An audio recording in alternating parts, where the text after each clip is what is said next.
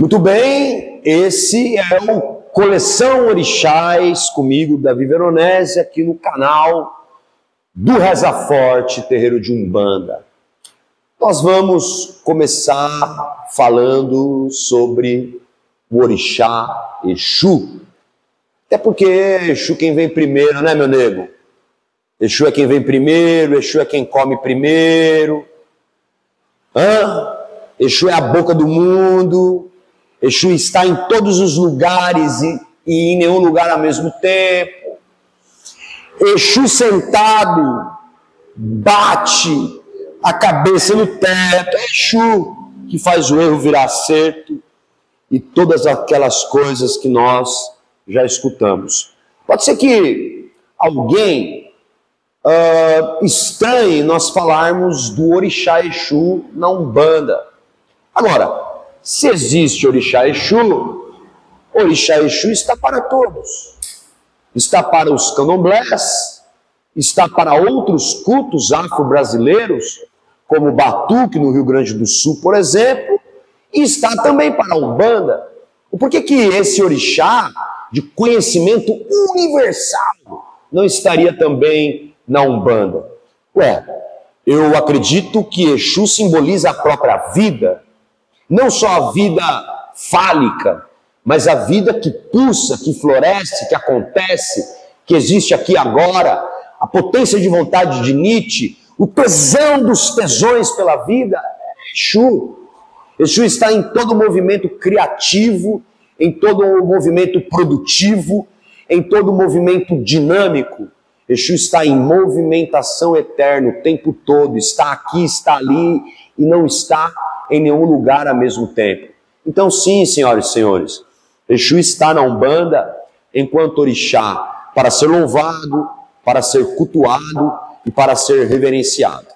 Como eu posso trazer produções de conhecimento e de saberes de acordo com a minha experiência, ou seja, uma espécie de empirismo localizado de terreiro, né? Então o nosso empirismo de terreiro localizado aqui do Reza Forte é o seguinte: a nossa experiência é que Exu ganha um assentamento em nossa tronqueira com os seus elementos característicos, a pedra de Exu, o gin oferecido a Exu, as oferendas oferecidas a Exu, todas as moedas antigas, as chaves, os ferros, os metais, as esculturas fálicas, tudo isso molda o assentamento de Exu, que é energético, que é vibratório, que é irradiador, que é absorvidor de energia, anulador de energia negativa. Ou seja, Exu está assentado no nosso terreiro, Exu tem seu axé plantado e é louvado no início das nossas giras. Um padê, uma quartinha com água, uma vela e muita cantoria, muita louvação, muito ponto cantado, muita saudação a esse orixá cósmico, primordial, elementar e primogênito da criação. Não há problema, não há perigo, não tem treta nenhuma ter o orixá Exu em um terreiro de Umbanda, desde que se tenha fundamento, desde que saiba o que está fazendo, desde que tenha algum conteúdo teórico, desde que tenha alguma prática com os elementos de magia desse orixá. E é importante dizer também que se nós observarmos que um dos fatores que movem Exu e que fazem de Exu ser o que ele é o vazio, depois da criação de todas as coisas, veja, isso é uma lenda, isso é um mito, nós não estamos dizendo que isso aconteceu de fato dessa maneira, mas depois que tudo foi criado, a única coisa que existia para fora de Olorum, antes das coisas serem criadas, antes de tudo ser criado, a única coisa que existia para fora de Olorum, a única coisa que existia para fora de Olodumare e de Nizambi era o vazio absoluto. E quem ocupava esse vazio? Quem está relacionado ao vazio? Exu.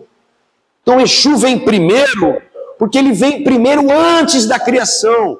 Porque antes da criação dos planetas, das galáxias, dos buracos negros, estava Exu, como vazio absoluto, esperando a ocupação de espaços. E quando houve a ocupação de espaços, mesmo assim, havia uma necessidade tremenda de haver ali uma separação, um vácuo, para que uma coisa não interferisse na outra, para que uma coisa não fosse amalgamada pela outra. Os átomos precisavam de espaço, as pequenas partículas precisavam de espaço, e as grandes coisas, como as constelações, por exemplo, precisavam de espaço.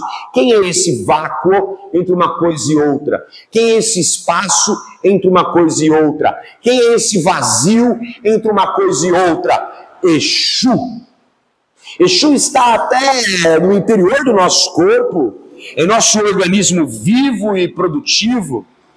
Há uma necessidade de haver uma separação entre o coração e os pulmões, entre os rins e o fígado, entre os pâncreas e etc. Então, se há uma necessidade de ter uma separação, um vazio, um vácuo entre um órgão e outro, está ali Exu também, sendo aquele vazio fundamental, elementar, primordial, até dentro dos nossos corpos. Aonde há um vazio, aonde há um vácuo, há Exu. Há necessidade do orixá Exu, enquanto primogênito da criação, aquele que veio primeiro para que houvesse as possibilidades de ocupação desse espaço vazio e infinito. Isso é um pensamento de Gênese, de criação de tudo e de todos. Quando a grande substância resolveu criar o mundo, Exu veio primeiro. Nos nossos cultos não é diferente. Exu precisa comer primeiro, e esse comer primeiro, ele não se refere a papá rango de macumba, não é papá comidinha, papá padê.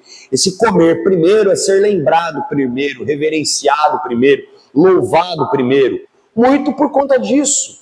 Porque na criação de todas as coisas, Exu veio primeiro, como um vazio fundamental, primordial e elementar, necessário para a ocupação de espaços. Agora, nós vamos ter itãs, lendas, que colaboram com essa visão de que Exu precisa ser oferendado primeiro. Uma certa feita, Exu aparece na casa de Oxalá e diz a Oxalá que gostaria de aprender com ele fazer seres humanos, fazer os homens. Oxalá disse, olha, essa acabou de chegar, meu irmão, dá um tempo aí, porque Oxalá é meio chato, né? Oxalá é meio chatão, Oxalá tem aquela pegada dele, né? A ordem estabelecida absoluta. Exu é mais transgressor, sabe como é que é, né?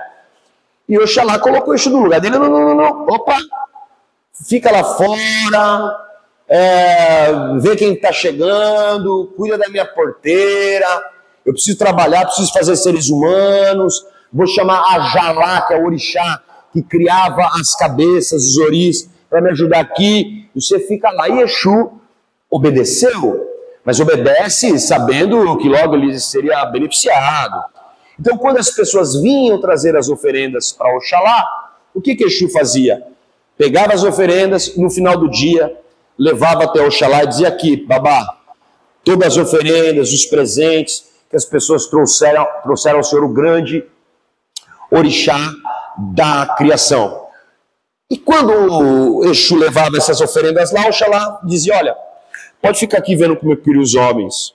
Então, esse período do dia, entre a tarde e a noite, o Exu podia acompanhar Oxalá criando os homens.